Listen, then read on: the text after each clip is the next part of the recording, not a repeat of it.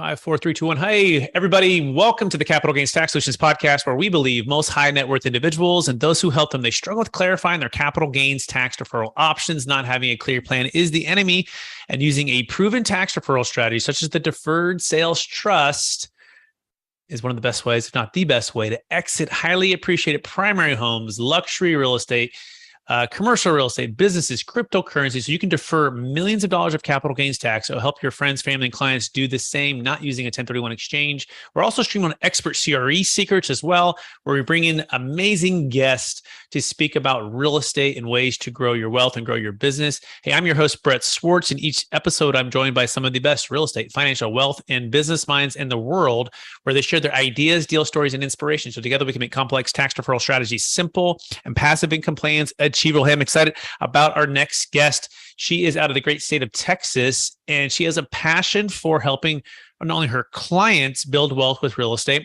but also other real estate professionals as well. And I had the fortunate opportunity to see her live in person at the Tony Robbins EXP on a business build event in Texas, and said, hey, you know what? She is such an amazing speech and talk and inspiration that I said, let's bring her on the podcast. Please welcome to the show with me, Tammy Pack. Tammy, how you doing? I'm doing great. Thanks so much for having me. And for our listeners, get to know you for the first time, would you give us a little bit more about your story and your current focus? Absolutely. Started off my professional life as an attorney, and I still, of course, keep my license, but I don't practice anymore.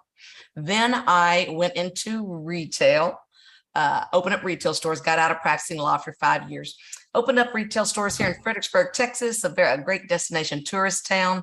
Then we ended up opening what has become a really hot button thing for all investors, short-term rentals, which way before there was Airbnb, our little town of 10,000 people was just covered up with what we call bed and breakfasts back then. Even though there really wasn't breakfast involved, they were private cottages, very much like the STR today. So we ended up with a bunch of those, still have quite a few of them, have 8 on 10, 9, 11 doors right now. And we're building 4 more as we speak. But we also have a reservation company and for short-term rentals, and we represent about 188 properties. Got into real estate in 2015, started a team. We now have a team of about 20 agents. And we were really, really fortunate in under 3 years by 2018 to be the number 1 team in our MLS. So we just threw all the marketing at it, all the, we weren't spring chickens. So we said, we don't have 10 or 15 years to get to number 1. We got to go for it. So we did. So we threw everything at that. That same year, 2018, we switched from becoming our own private boutique brokerage to a team at EXP. That was in 2018, and have iconed every year, and was just so amazed and so proud at EXPCon this last year. They called out the number 1 team for all teams between 10 and 20 agents of volume, and it was little old Absolute Charm Real Estate Group in Fredericksburg. My husband and I were at the back table of this, 5,000 people in the room eating, the chicken because we're at the very back literal table. And I heard him call our name. I was like, what? You think they would have told us they were going to give us an award? So I'm in high heels. He wasn't in heels, but I was. We had to run like a football field distance to get up there and go, what did we win?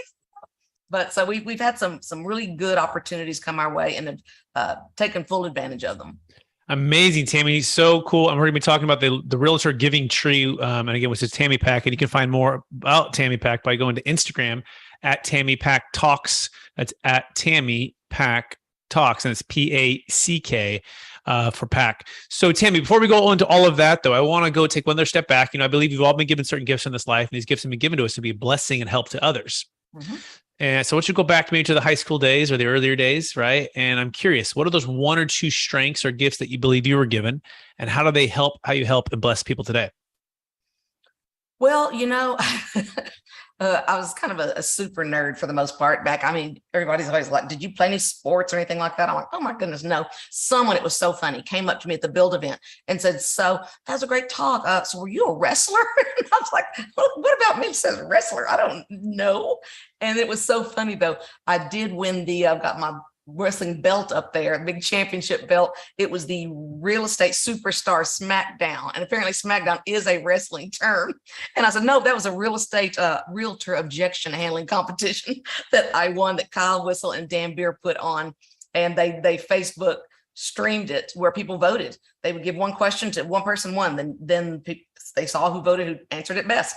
And then we kept moving up the ranks. There were 16 of us team leaders from all around the country who had done it. And I, lo and behold, ended up winning that dadgum thing of everybody. And so I said, so just for the record, I was not a wrestler in high school or at any other time of my life, but my superpower was I was a super nerd, I would say.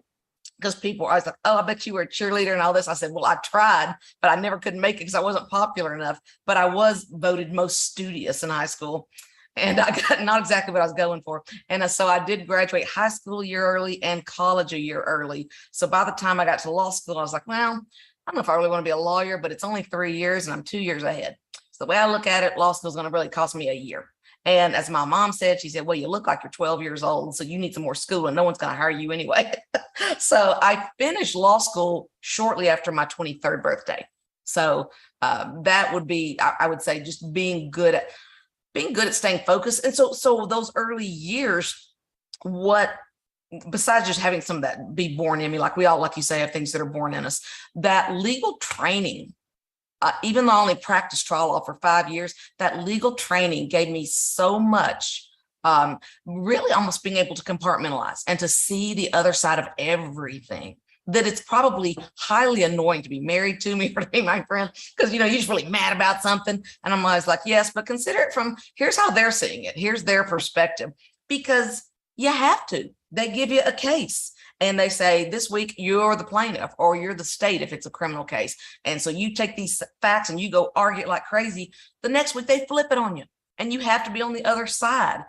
And you manage to find those arguments. So it's really an amazing skill that I think keeps you level-headed and really able to step into someone else's shoes. So I try to share that with my team. They ask me all the time, they're like, don't you ever get mad about anything? Don't you get upset? So I get all those things.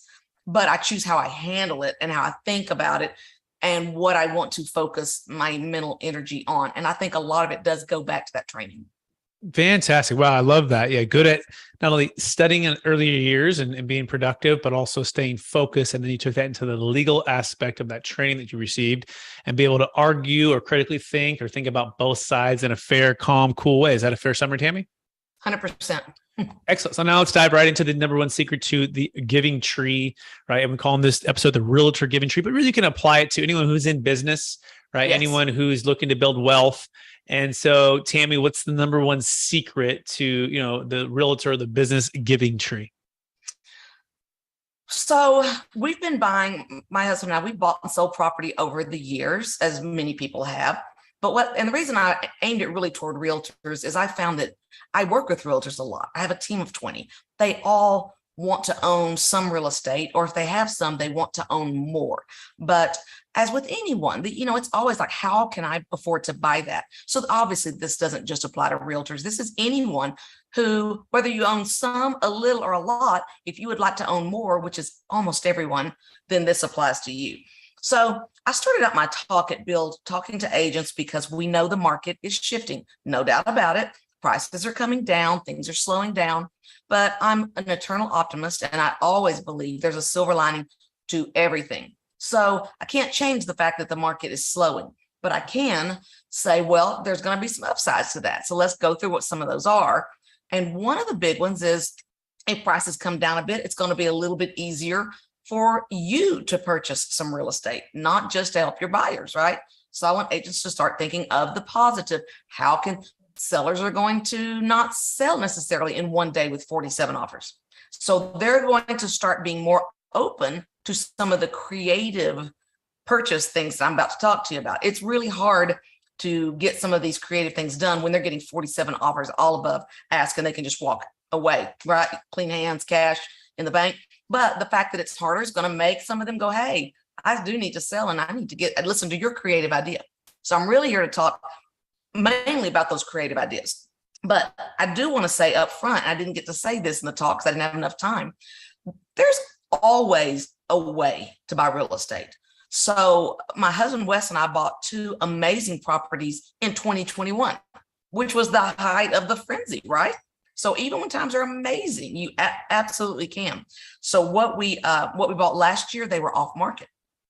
So we found a seller who had talked in the past that he would be willing to sell his properties. So I just reached back out. I'm like, hey, how you feeling about that? Are you still wanting to do it? And I got those properties at significantly less than I think he could have gotten on the open market, which always makes you feel kind of weird about it. But I'm like, number one, he's a very sophisticated investor with significant resources, very significant, who has a financial advisor who kind of makes all of his decisions on what he's going to do. And he didn't want to be listed publicly. I don't know what the big deal is. I don't know why, but people are different. For some people, they're private and they don't want people knowing their business. And no matter what was said, he did not ever want to be live.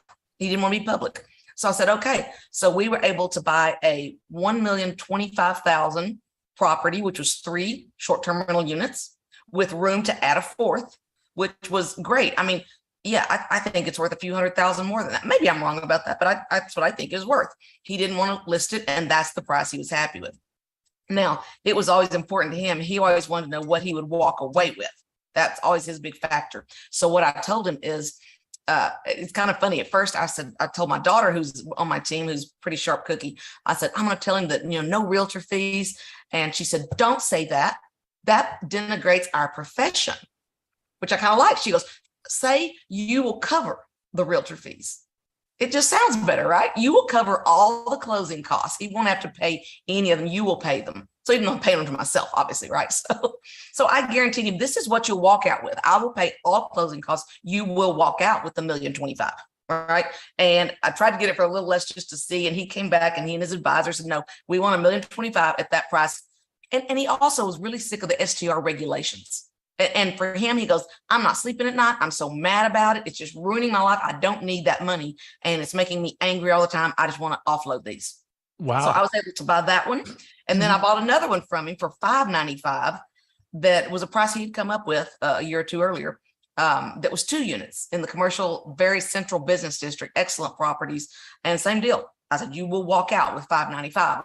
I'll make sure of that. I'll cover everything else. No inspection. So I tell people, you can't get everything your way, right? And people just don't get this. So they'll get what's a great deal on the property, and then they still want to inspect it, ask for repairs and all that garbage. If you're getting the deal, or if they're working in creatively financing, you can't beat them up on everything.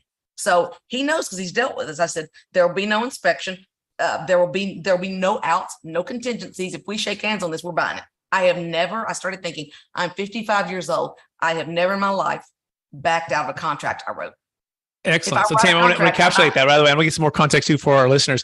Yeah. So the number one secret to the realtor giving tree, or even just the business or making deal giver tree, is to be creative and realize there's a silver lining to everything that we're going into, right? These change in the environment, these change in these interest rates, these change in pricing and what's happening here. And by the way, give you some more context too. So you remember that book called The Giving Tree? I want you to picture that book. You probably read to your kids.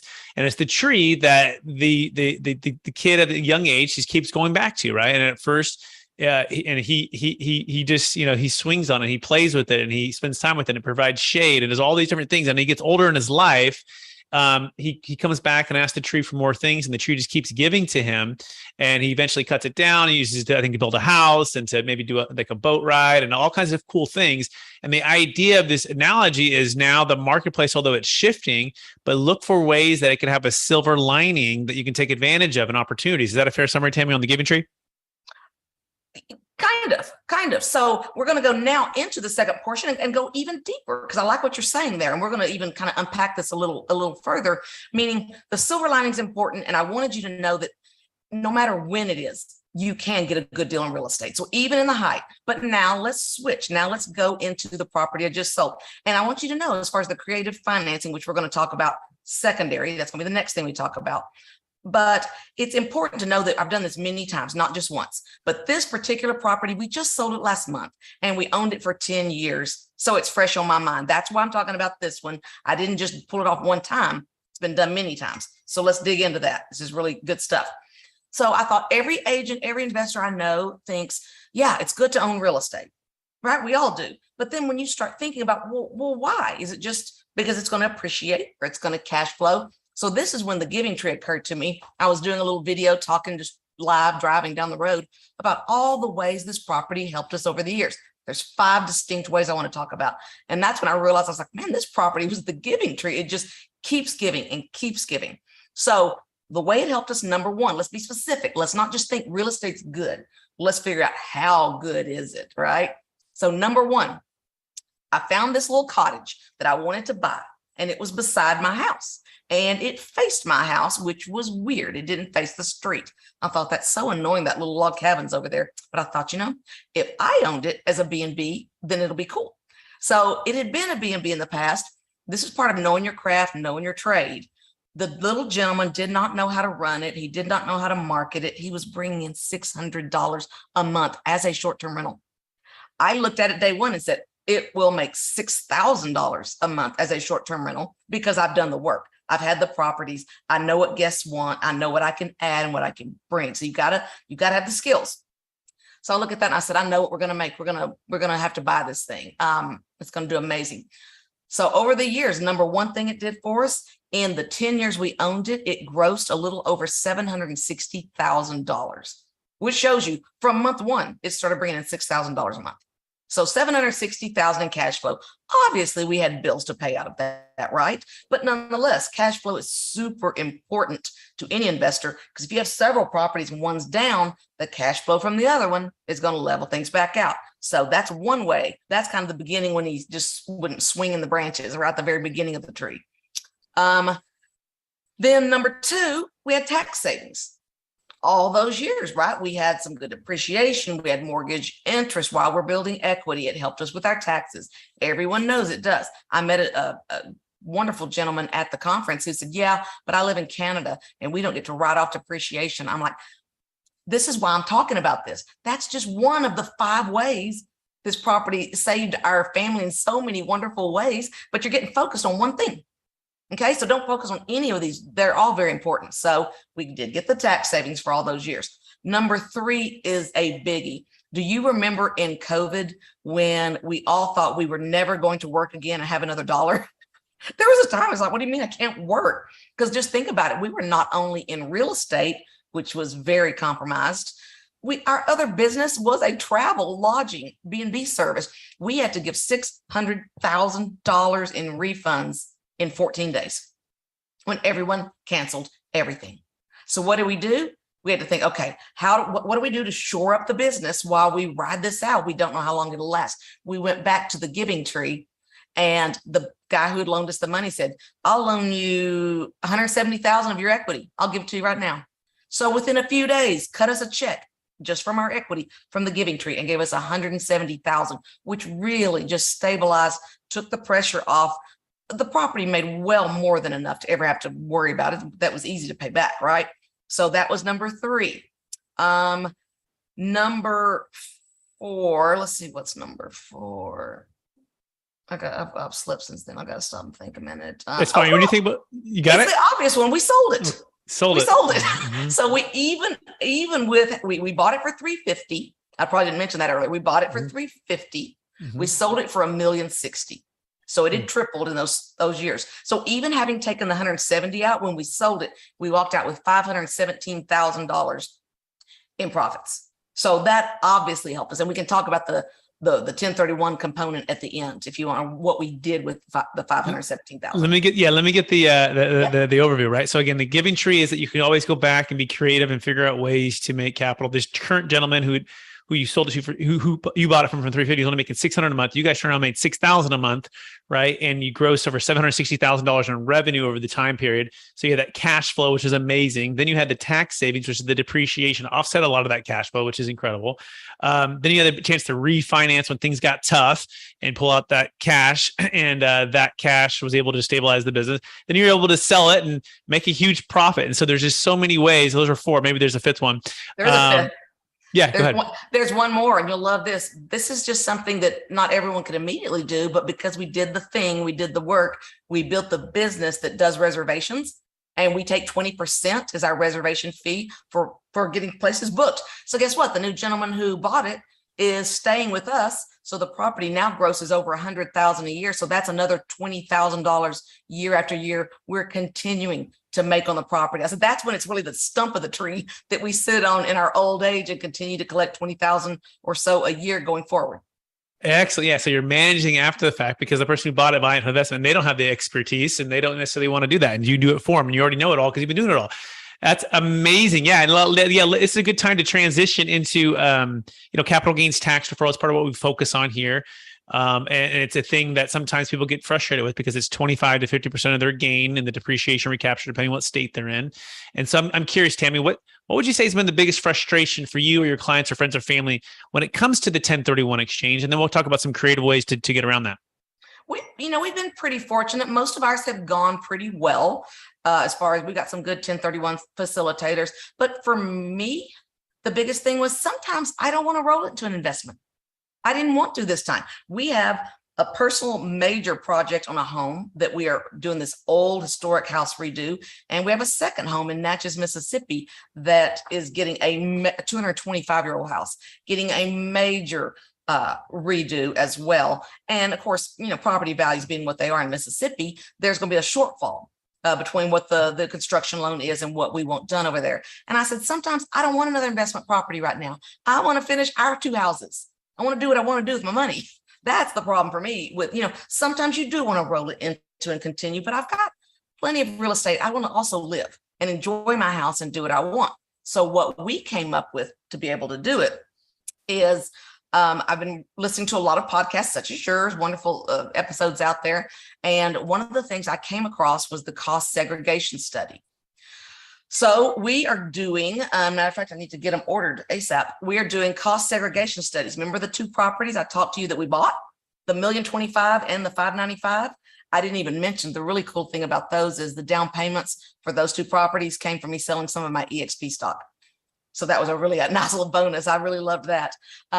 So yeah, we wanted to be able to do what we wanted to do with it. So with a cost segregation study, they basically come in and say, well, short-term rentals are not even on the 27.5-year depreciation schedule. They're on the 39-year, unlike long-term rentals. So you take the price of the house, with the land off. So if it's $595,000, let's say it's $495,000, roughly. So let's say $500,000. Let's say that's what they would give it. They says a lot of things in there, like your refrigerator, your air conditioning, a lot of things are not going to last 39 years and the government knows it. So they allow you to put it on shorter schedules, 15, 10, much shorter schedules. What they're doing right now is if you have a cost segregation study and they come in, they line item out the things that are going to be on that 15-year or less schedule. And they said, typically it comes out to be around 30%. So it's probably on that $500,000 building, it's probably going to be roughly, give or take, $150,000 that we can write off. Now, the beauty is this year, bonus depreciation is allowing you to do 100% in 2022. And in 2023, it'll be 80% of that amount, then down 60, 40, and so on. But as of right now, you can take 100% of that loss. So think about the $1 million property. That's going to be probably a $300,000 or close to it negative that we can take. And then you've got your, 8582 form that rolls over your losses from the past. So when you add up the losses we're carrying forward, plus the cost segregation studies we're going to do on the 2 other properties that we own, that is going to offset most, if not all, of the gain on this particular property. And we'll have a very small amount that we'll have to pay, and we can use it for what we want. Amazing. Yeah, that's one of the most advantageous, capital gains tax solutions solution, which is the cost seg and the bonus depreciation. And you're right, it is 100% this year. Next year it's 80, and it goes down a little bit. But in the meantime, invest right now if you can find a deal that makes sense. Don't let the tax tail wag the investment dog. Make sure it makes sense, or take your existing portfolio that you haven't done, maybe just some straight line depreciation, and go ahead and do that cost segregation study while you have the advantage of this, and then you can always roll forward the additional loss. And so that is such an amazing solution. Now, there's also another one, Tammy, I'd like to unpack with you a little bit more too.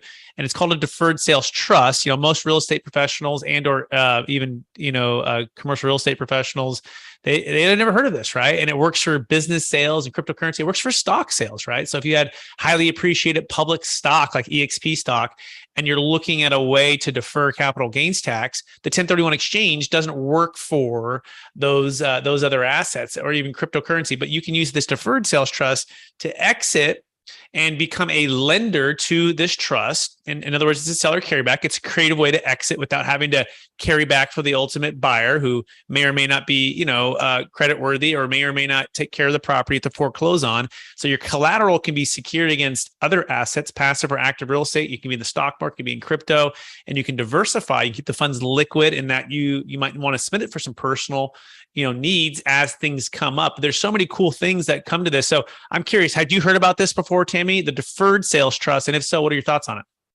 It's hilarious. The first time I ever heard about it was at the Build conference. I had not heard about it. So I'm so excited to dive into it deeper. Whoever the gentleman that I talked to about for a few minutes with it made some great points, but I said, I've got to dig deeper in this. This is amazing. Because I tell you what, for the first time ever, I think too many people try to punt all of their tax questions and issues and just not think, oh, my CPA will handle it. I continually upgrade my CPA all the time. And I still look at no one knows your business like you. And this year, for the first time, we had to write $1 million tax bill to Uncle Sam. The first time you ever pay Uncle Sam $1 million, I said, this has just become 25% of my job. This is now part of my stinking job because I don't mind paying my fair share. But what keeps me up at night is thinking I didn't know about one of these great things like you're talking about, and I threw away money I didn't need to. So I would love to hear more about that. Absolutely. And for anyone who wants to learn more about that, you go to capitalgainstaxsolutions.com. We want to invite you to our free masterminds every Friday at 10 a.m. Pacific Standard Time. We're breaking down the deal close story of the week. We're sharing you how to save a failed 1031 exchange and really just dive in to see if the Deferred Sales Trust could be a great fit for you. We also have the new book coming out called Building a Tax-Deferred Exit Strategy. Wow. And it's our proven playbook for unlocking your wealth plan for yourself and for your clients using the Deferred Sales Trust and also some other stuff like cost seg and some 1031 exchanges. But you can go to Amazon and check out that book. That being said, Tammy, we are running out of time. Are you ready for the lightning round? Absolutely. All right. Knowing what you know now, Tammy, if you could go back to your 25-year-old self, what's the one golden nugget to make sure to tell yourself to do? Oh, that's a good one. Let's see. At 25, I was practicing law. I would tell myself, don't give up. You're going to be out of this soon. You're going to own your own businesses. And the sooner you can get out and go do that, the sooner you're going to be successful. Fantastic. Second question. What's the number one book you've recommended or gifted the most in the past year?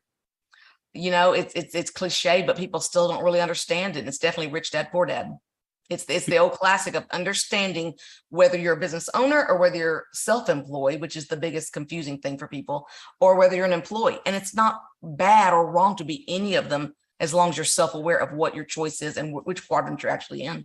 I think that's so true. And as you can't be reminded enough. By the way, I just bought the Rich Dad, Poor Dad, Cash Flow, Getting Out of the Rat Race game.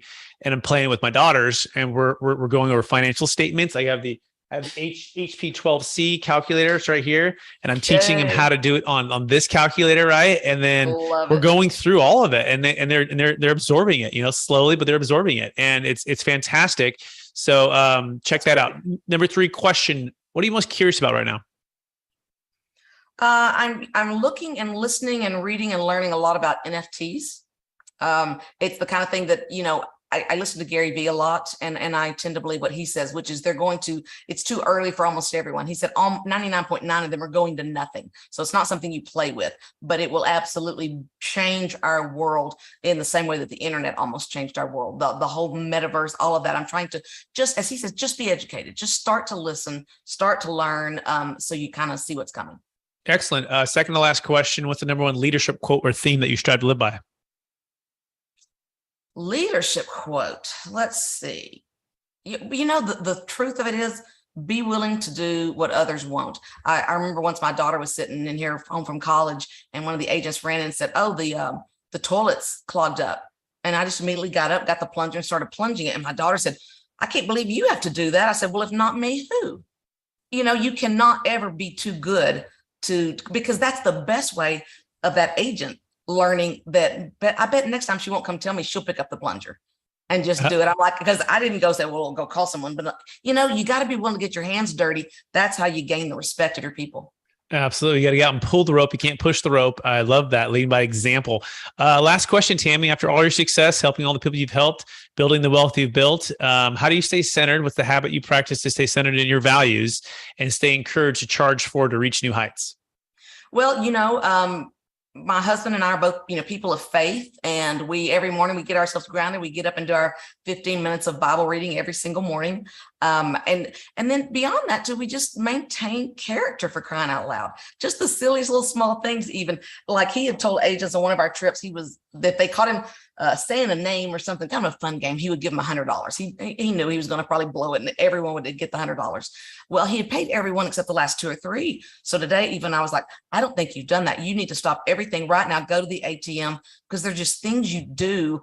Even if it's a silly little thing like that, I was like, you will lose people's respect by not just standing in integrity and making it a priority, even for silly little things. You've always got to be honest and not exaggerate. I absolutely hate exaggeration. It's the same as lying. If you get caught exaggerating to me, I'm not going to quote you to anyone, and I'm not ever going to trust you again. And you've gone down this path. If you're somebody that people start the sentence, well, supposedly Tammy did this, or Tammy says she did this, that's a bad sign, because they know if I'm saying it, then they can put it on the witness stand. It's the fact. And if I'm not sure, I'll preface it with, this is the best I can remember how it was said. If you do that, they will have so much trust in your integrity that they trust you and they feel very secure with you. Does that make sense? It makes perfect sense, Tammy. Absolutely love that. I want to thank you for being on the show, sharing with us the wisdom of the realtor giving tree, or the business giving tree, being creative with capital gains tax exits, as well as just investments in general. I want to encourage you to keep staying focused and taking all of the gifts you've been given of legal training and critically thinking and being positive and cool under fire. That being said, for our listeners who want to get in touch with you, would you mind one last time, what's the best place for them to find you? The best place is on Instagram at Tammy Pack Talks. Pack is like you pack a suitcase. Very simple. TAMMY, Pack Talks. Excellent. Thanks, Tammy, for being on the show. I also want to thank our listeners for listening to an episode of the Capital Gains Tax Solutions podcast, where we believe most high net worth individuals and those who help them, they struggle with clarifying their capital gains tax deferral options. Not having a clear plan is the enemy, and using a proven tax deferral strategy, such as the Deferred Sales Trust, is an amazing way for you to exit cryptocurrency, NFTs, businesses, real estate, save a failed 1031 exchange so you can create and preserve more wealth, and or eliminate estate tax, right? Which is another big thing that we didn't really touch on today, but it's 40% of certain amounts. You want to get that outside your taxable state, which a 1031 exchanges cannot do. So you want to have solutions to your challenges or your clients' challenges. You can go to capitalgainstaxsolutions.com, or also stream on expert CRE secrets. So we appreciate everyone out there who's tuning in, and hopefully you're sharpening your skill set to become a better real estate M&A advisor, financial advisor, and using the Deferred Sales Trust to do that as well. Thank you so much for listening. Check out our free webinar every Friday, 10 a.m., Mastermind on the Deferred Sales Trust. Check out the book that's coming out with Kevin Harrington from Shark Tank and a bunch of others. And we will talk to everyone soon. And by the way, it's called Building a Tax Deferred